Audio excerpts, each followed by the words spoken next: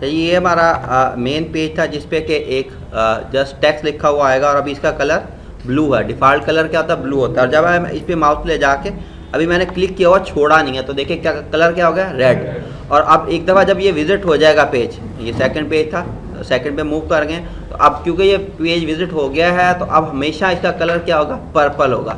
अगर हम बैक चलते हैं तो अब इसका हमेशा कलर क्या आएगा? पर्पल आएगा। तो इसी तरह से हमारे पास जो पेजेस होते हैं, जो आप हाइपर लिंक्स बनाते हैं, वो तीन तरह के कौन से हैं?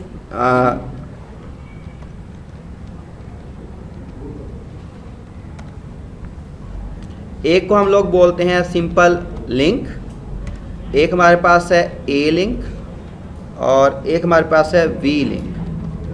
ठीक है। सिंपल लिंक को आप ये भी कह सकते हैं कि हमारे पास इनिशियल लिंक भी कहते हैं हम लोग इसे, यानी जो आपने लिंक स्टार्ट में बनाया था उसे हम इनिशियल लिंक कहते हैं।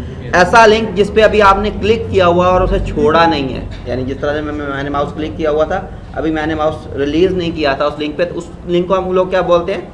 ए लिंक या एक्टिव लिंक। ठीक है। और ऐसा लिंक जिसको आप विजिट कर लें, एक दफ़ा विजिट हो गया, उसको हम क्या बोलते हैं? वी लिंक और विजिटेड लिंक भी कह सकते हैं।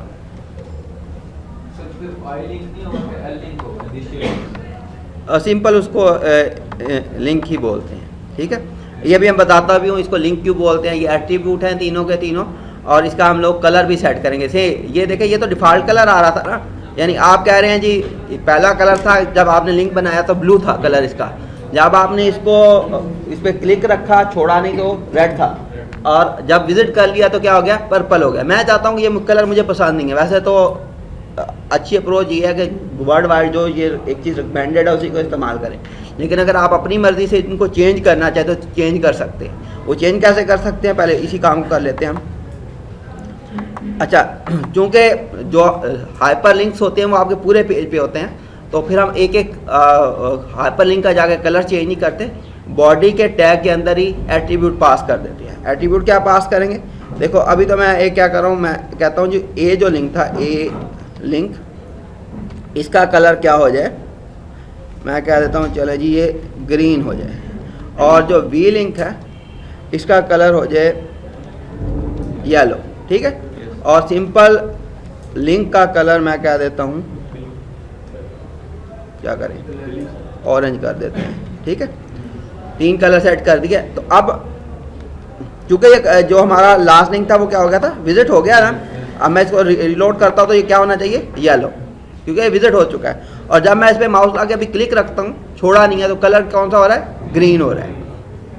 तो ये आप अपनी मर्ज़ी से भी सेट कर सकते हैं। यानी हमने क्या देखा कि तीन तरह के हमारे पास हाइपर लिंक्स की टाइप है, सिंपल लिंक, ए लिंक और वी लिंक, और इनके कलर हम अपनी मर्ज़ी से सेट कर सकते हैं। और अगर अपनी मर्ज़ी से सेट करने हो तो कहाँ पे सेट करेंगे हम लोग?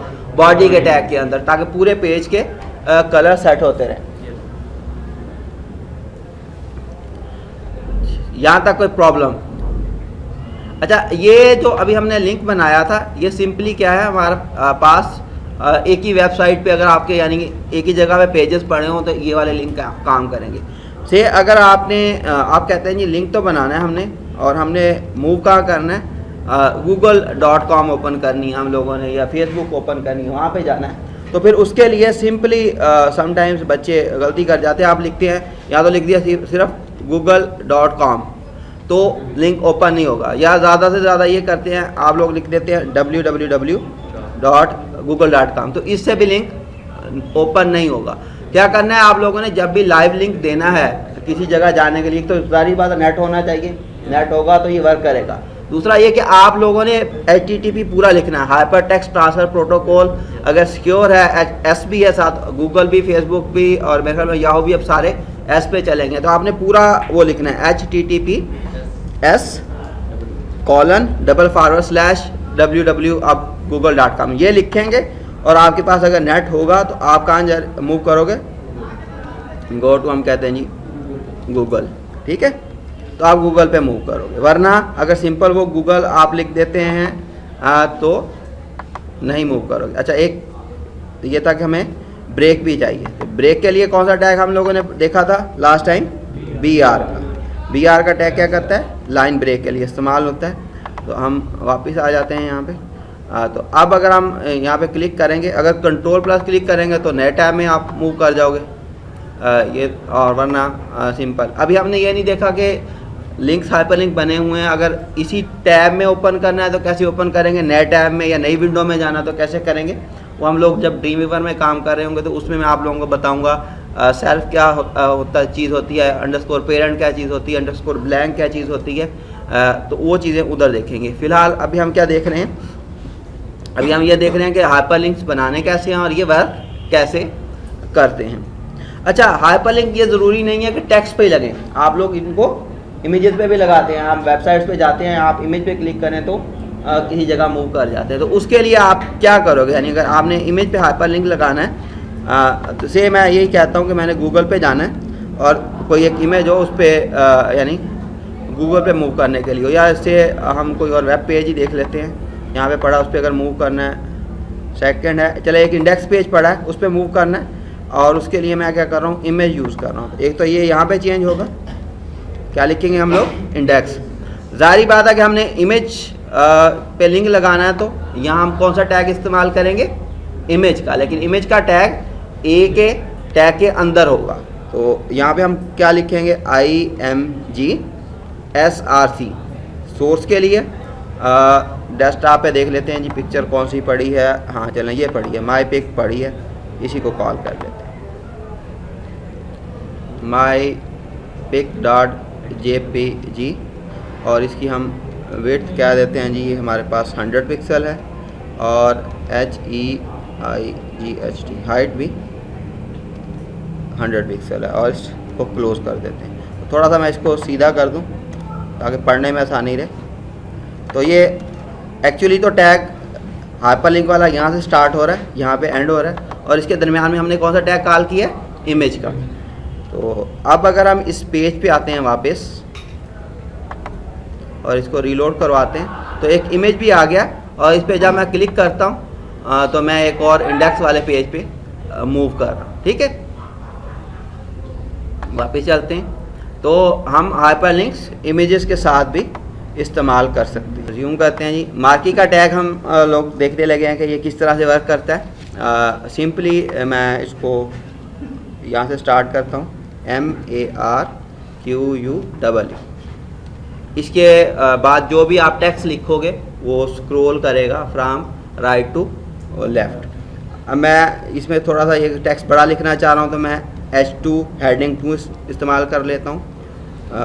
मैं कहता हूँ जी वेलकम टू माई वेबसाइट, और H2 को मैंने पहले क्लोज़ किया, और साथ ही मैं क्या करता हूँ, मार्की के टैब को भी क्लोज कर देता हूँ।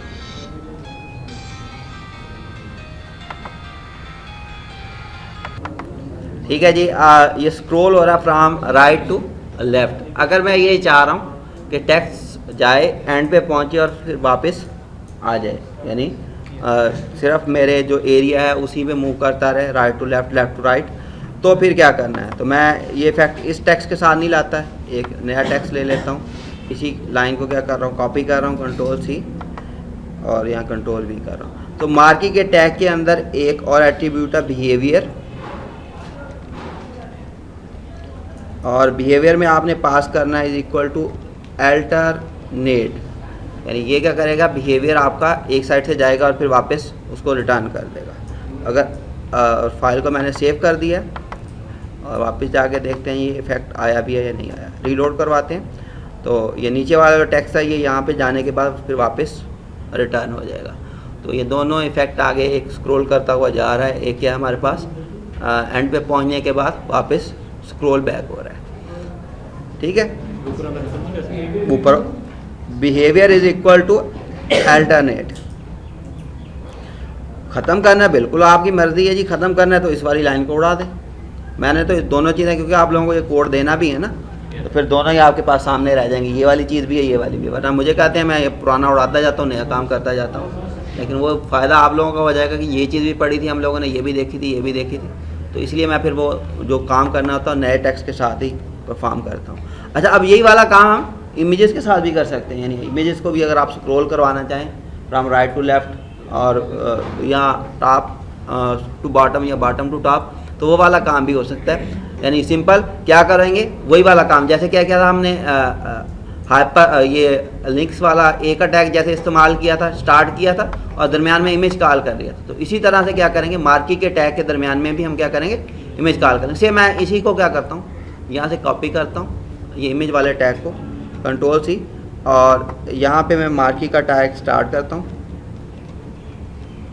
और इसके बाद इमेज वाले टैग को पेस्ट कर देता हूँ और मार्की के टैग को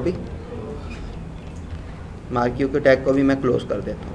तो अब क्या होगा, अब हमारे पास एक इमेज भी इसी तरह से स्क्रॉल करता हुआ आएगा और एंड तक चला जाएगा। अब मैंने इसको अल्टरनेट नहीं किया तो ये गुजर जाएगा और फिर उसके बाद, यानी अगर आप मल्टीपल इमेजेस इस तरह से स्क्रॉल करवाना चाहें तो एक इमेज के बाद अगला इमेज, उसके बाद अगला इमेज, उसके बाद अगला इमेज लगा देंगे तो एक लाइन में ऐसे स्क्रॉल करते जाएंगे। हाँ जी, अगर आपने क्या करवाना है, अच्छा चलें जी, वो भी अप एंड डाउन वाला भी करवा देता हूँ। उसके लिए थोड़ा सा यानी ये बिहेवियर से नहीं होगा, वो डायरेक्शन से होगा, तो वो भी करवा देता हूँ।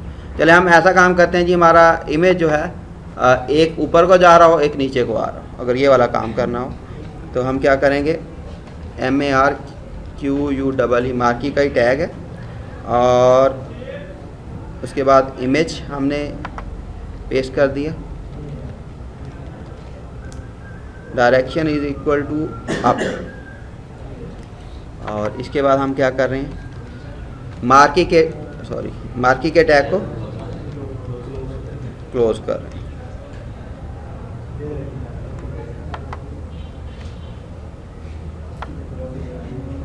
अब मैं इस सारे को कॉपी कर रहा हूँ, Ctrl+C किया और उसके बाद Ctrl+V कर दिया और डायरेक्शन मैंने क्या कर दी और सारी फाइल को मैं सेव कर रहा हूँ, फाइल के जाके सेव कर दिया। अब वापस चल के देखते हैं जी क्या होता है। थोड़ा सा नीचे आए तो ये कुछ इस तरह से, ठीक है। अब आपकी मर्ज़ी है, इनके जो विड्थ और हाइट हमने इमेज की रखी है, बड़ा करना है, छोटा करना है, क्या साइज़ रखना है। यानी सिंपली 100 विड्थ थी, 100 हाइट थी, 2 to 100 कर दूंगा तो बड़े हो जाएंगे। आपकी मर्ज़ी है जो रखना चाहिए।